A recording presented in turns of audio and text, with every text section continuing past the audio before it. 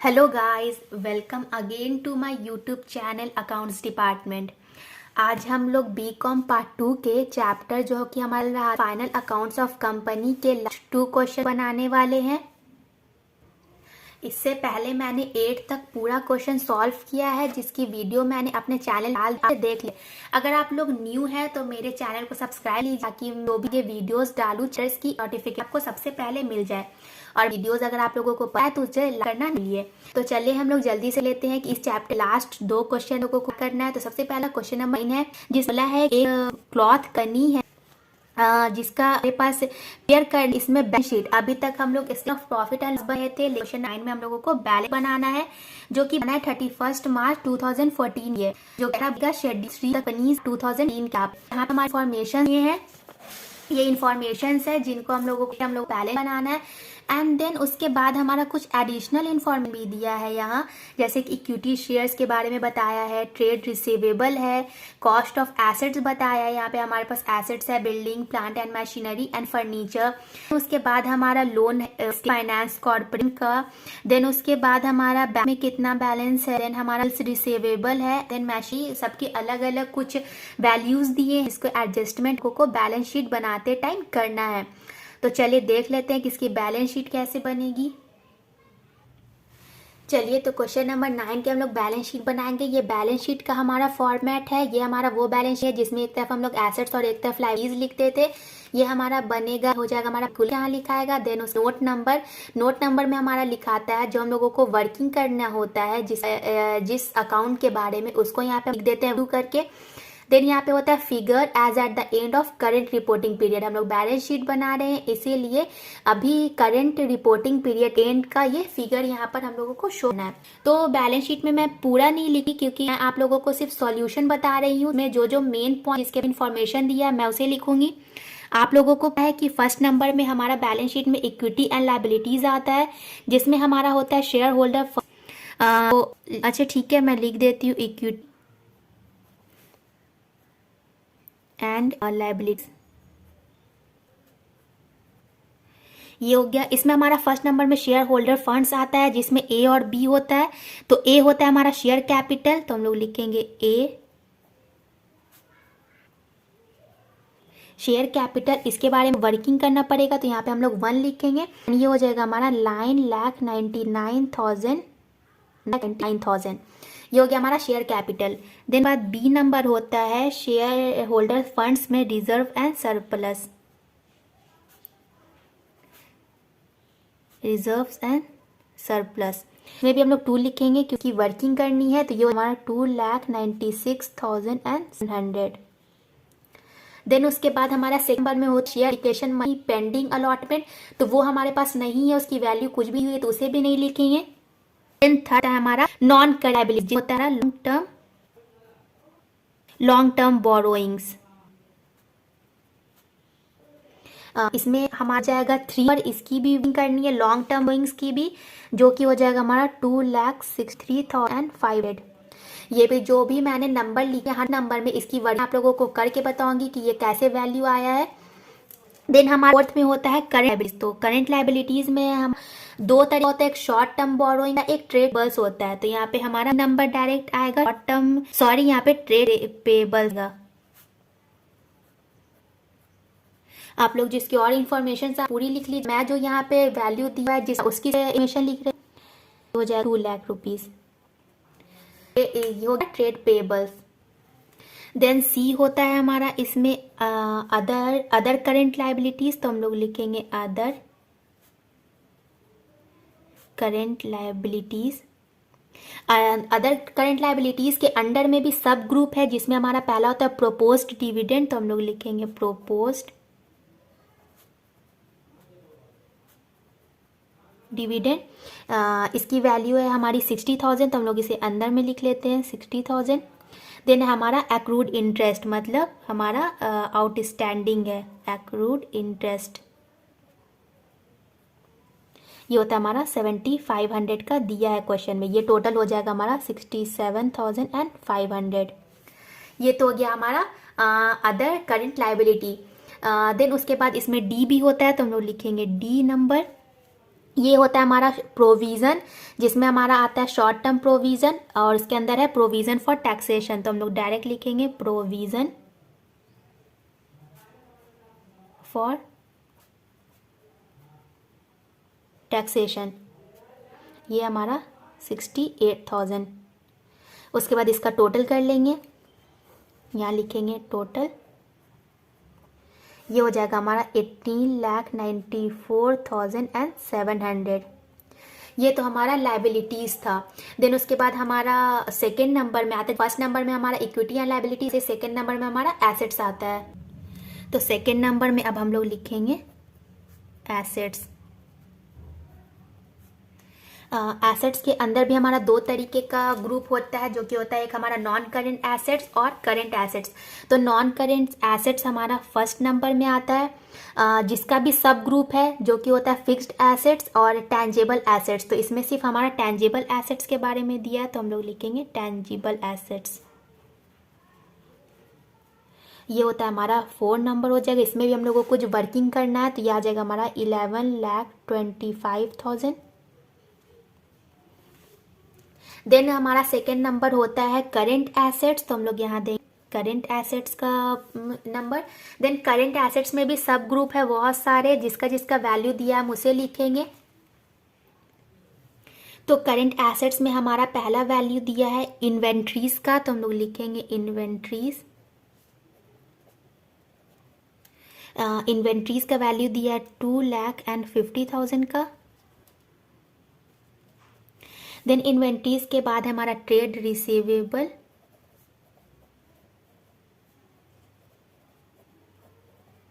Trade receivable हमारा 2 lakh rupees का। Then है हमारा कैश, कैश है हमारा 2,77,000 का। देन हमारा है शॉर्ट टर्म लोन्स, तो हम लोग लिखेंगे short term loans.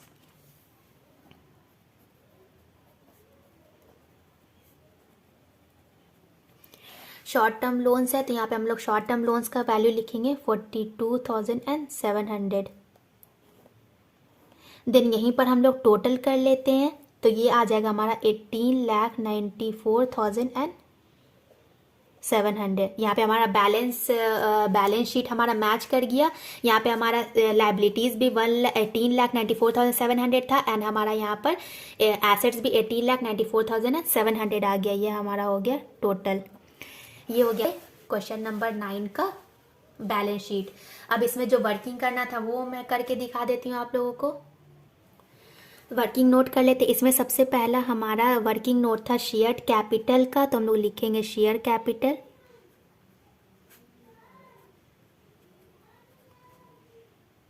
Share capital में क्या था कि 10,000 शेयर्स था 10 रुपीज़ का।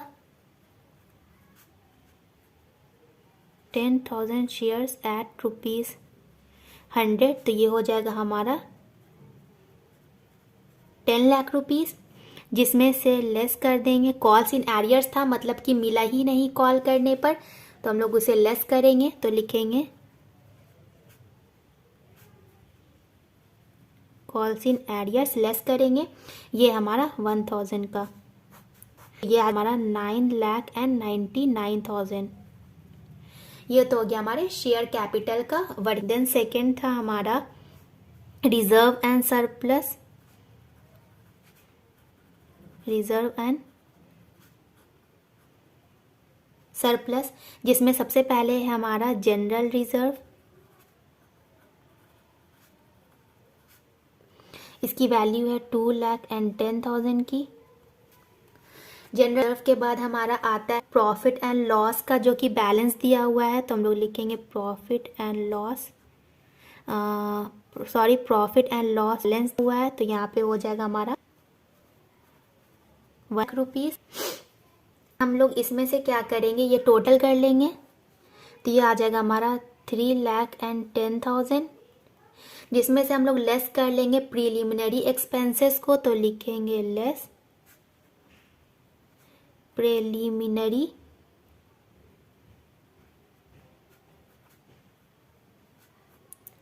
एक्सपेंस। ये हमारा 13,300, तो इसको माइनस करेंगे, आ जाएगा 2,96,700। ये हो गया हमारा रिजर्व एंड सरप्लस। थर्ड था हमारा लॉन्ग टर्म बोरोइंग, तो उसे देख लेंगे, लिखेंगे लॉन्ग टर्म बोरोइंग। इसमें क्या आता है, हमारा लोन फ्रॉम एसएफसी है, मतलब सिक्योर्ड फाइनेंस हमारा एक कंपनी है जिसे लोन लिया गया, तो हम लोग लिखेंगे लोन फ्रॉम एसएफसी। ये है हमारा 1,42,500 का। देन एक और लोन है जो कि अनसिक्योर्ड था, वैल्यू थी 1,20,000 की। टोटल कर लेंगे 2,63,500। ये हो गया हमारा लॉन्ग टर्म बोरोइंग। देन हमारा लास्ट था 4 नंबर में टेंजेबल एसेट्स, तो हम लोग लिखेंगे टेंजेबल एसेट्स। इसमें हमारा आ जाएगा, सबसे पहला है लैंड जिसकी वैल्यू है 2 लाख रुपीस। देन है हमारा बिल्डिंग जिसकी वैल्यू 3,50,000। देन है हमारा प्लांट एंड मशीनरी, तो हम लोग यहाँ लिखेंगे plant and machinery. Plant and machinery की है 5,25,000। देन हमारा फर्नीचर है हमारा 50,000 का। टोटल करेंगे, ये आ जाएगा हमारा 11,25,000। ये हो गया हमारी वर्किंग क्वेश्चन नंबर 9 की। अब इसके बाद हम डालेंगे लास्ट क्वेश्चन नंबर 10। चलिए, तो इस चैप्टर का लास्ट क्वेश्चन नंबर 10 देख लेते हैं। इसमें बोला है कि एक दुर्गा कंपनी लिमिटेड एक कोई कंपनी है जिसके पास ऑथराइज्ड, इशूड और सब्सक्राइब्ड पेडअप कैपिटल है 2 लाख रुपीज़ का, जो कि डिवाइड कर दिया है 2000 इक्विटी शेयर्स में, और हर एक इक्विटी शेयर का वैल्यू रखा है 100 रुपीज़। देन इसके बाद लेजर के कुछ इन्फॉर्मेशन दिए हुए यहाँ पर, बैलेंस दिए हैं। देन उसके बाद हम नेक्स्ट पेज में देख लेते हैं क्या है। नेक्स्ट पेज में भी कुछ इन्फॉर्मेशन है हमारा, जैसे calls in arrears, cash in hand, then bank overdraft, share capital, ये सारे हमारे इन्फॉर्मेशन है। देन इसमें बोल रहा है कि प्रिपेयर करना है हम लोगों को statement of profit and loss and balance sheet, and create करना है प्रोविजन फॉर बैड डेब्ट्स, जिसमें हम लोग 5% सन्ड्री डेटर्स पर है चार्ज लगाना है, 5% डेप्रिसिएशन प्लांट एंड मशीनरी के ऊपर डेप्रिसिएशन की वैल्यू दी हुई है। देन इसके बाद इन्वेंट्रीज है, ये सारे हमारे एडिशनल इंफॉर्मेशन है। तो चलिए लोग देख लेते हैं statement of profit and loss से बनेगा। चलिए, तो क्वेश्चन नंबर 10 लास्ट क्वेश्चन का हम लोग यहाँ पर देख लेते हैं कैसे सॉल्व होगा।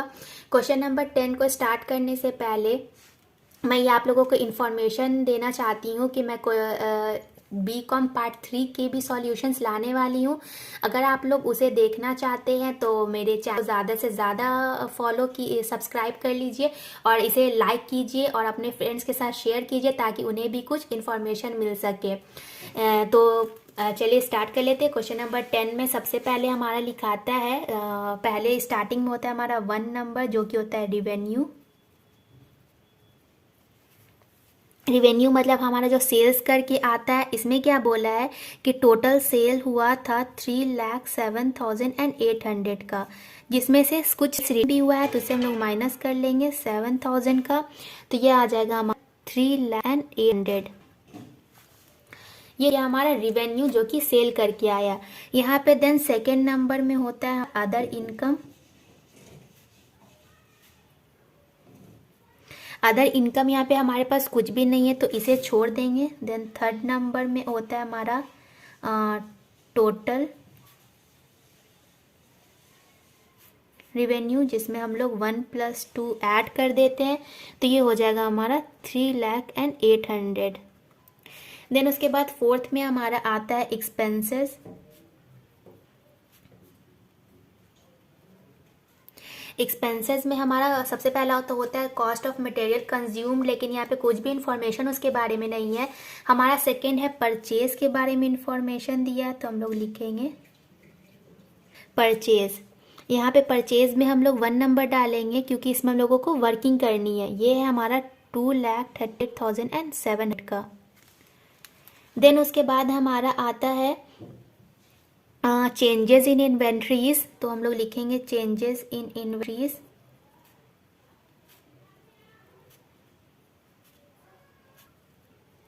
जिसमें क्या होगा कि 47,600 हमारा ओपनिंग था एंड 44,200 हमारा क्लोजिंग है, तो इसे माइनस कर देंगे, ये आ जाएगा हमारा 3,400। देन हमारा एम्प्लॉयज़ बेनिफिट एक्सपेंसेस है जो कि हमारा वेजेस एंड सैलरीज होता है, तो हम लोग लिखेंगे एम्प्लॉयज़ बेनिफिट एक्सपेंसेस। ये हमारा 23,100 का।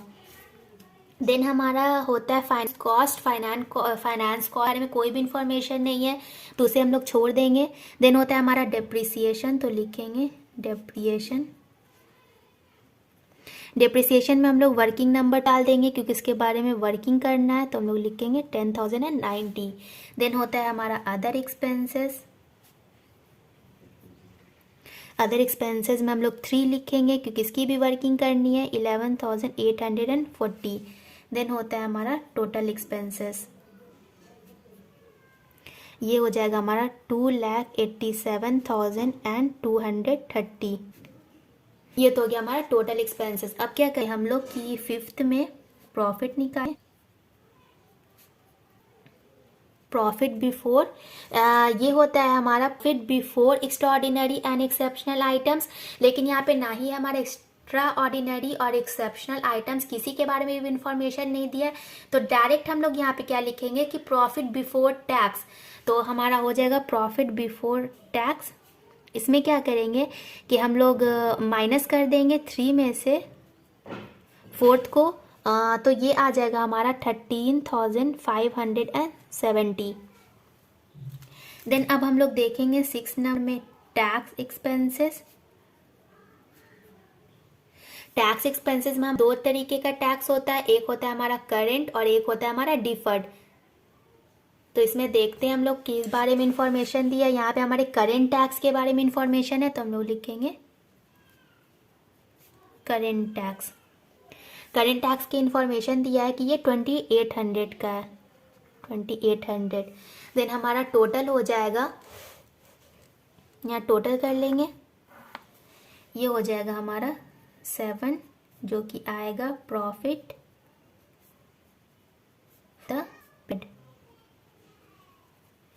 हो जाएगा हमारा 1,770। ये तो हमारा प्रॉफिट आ गया statement of profit and loss से। इसके बाद वर्किंग भी देखनी है, जैसे कि हम लोग यहाँ परचेज के बारे में एंड डिप्रिसिएशन लिखा है, तो इसकी वर्किंग देख लेते हैं। चलिए, तो इसमें हम लोग वर्किंग देख लेते हैं। सबसे पहला वर्किंग हमारा परचेज का था, तो लिखेंगे परचेज। परचेज में हम लोग सबसे पहले हमारे परचेज कितने का किए थे, तो हम लोग लिख परचेज किए हम 2,40,000 का, जिसमें से हम लोग लेस करें जो रिटर्न्स हुआ था, तो हम लोग लिखेंगे रिटर्न्स लेस करें 5,000, ये आ जाएगा हमारा 2,35,000।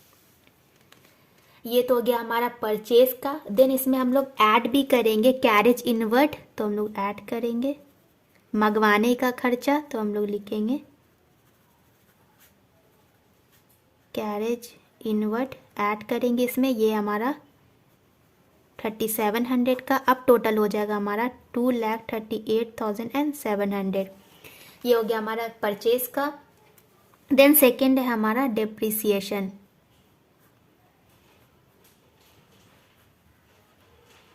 डेप्रिसिएशन इसमें मशीनरी देते हैं, मशीनरी कितना लगाना है डेप्रिसिएशन। यहाँ पे मशीनरी दिया है हमारा 1,65,600 का, जिसके ऊपर हम लोगों को बोला है डेप्रिसिएशन लगाने 5% का। तो इस पर हम लोग लिखेंगे 5 डिवाइडेड, ये हो जाएगा हमारा 8280। देन उसके बाद है हमारा लूज टूल्स। लूज टूल्स की वैल्यू देख लेते हैं हम लोग कितना दिया इसमें। ये हमारा 9400 का, जिस पर हम लोगों को 10% का डिप्रिसिएशन लगाना है 980। ये हो गया हमारा लूज टूल्स का।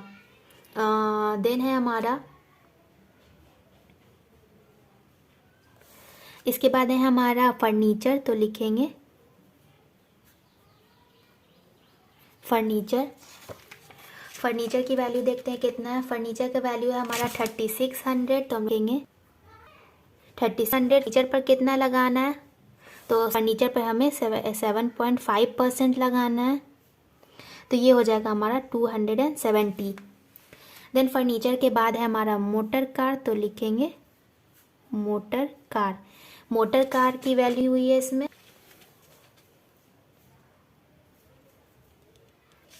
यहाँ पे है मोटर कार 3000 का, जिस पर हमको लगाना है 20% का। तो 3000, ये हो जाएगा हमारा 600। टोटल 1090। ये हो गया हमारा डेप्रिसिएशन। अब लास्ट है अदर एक्सपेंसेस, तो हम लोग उसे भी देख लेते हैं। लिखेंगे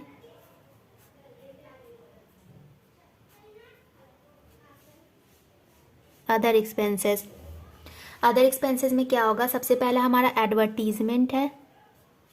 एडवर्टीजमेंट से आया है 2540। देन है हमारा लीगल एक्सपेंसेस है हमारा 1000 का। देन है हमारा रेंट है हमारा 4900 का। रेंट के बाद है हमारा ट्रेड एक्सपेंसेस है हमारा 1500 का। ट्रेड एक्सपेंसेस के बाद है हमारा रिपेयर्स है हमारा 860 का।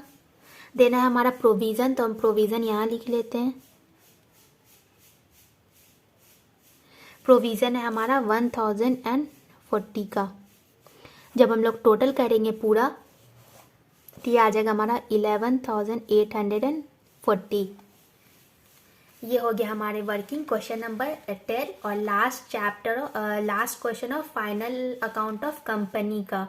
इसके बाद मैं मंडे से बीकॉम पार्ट 3 के सॉल्यूशन को स्टार्ट करने वाली हूँ कॉस्ट अकाउंटिंग से।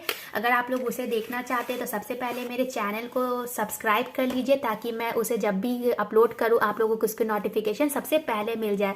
और वीडियोस को ज़्यादा से ज़्यादा लाइक कीजिए। आप लोग मेरे वीडियोस को, सॉल्यूशंस को देख करके मेरे वीडियोस को लाइक नहीं करते हैं, तो प्लीज़ इसे लाइक कीजिए और अपने फ्रेंड्स के साथ शेयर कीजिए। Thank you.